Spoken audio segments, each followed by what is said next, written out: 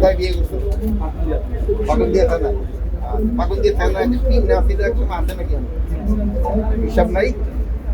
মানে ওই জায়গায় কে করছে?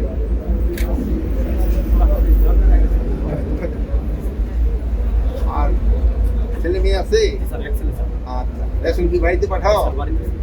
আচ্ছা, আর জিপি ফান্ডে কত জমাও?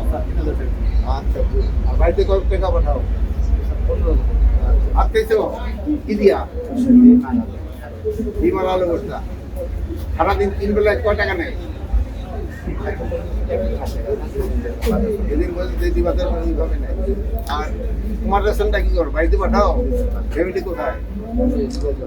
সিরাজগঞ্জ। ছেলে মেয়ে কি? একটা ছেলে। বিয়ে করতে কবে?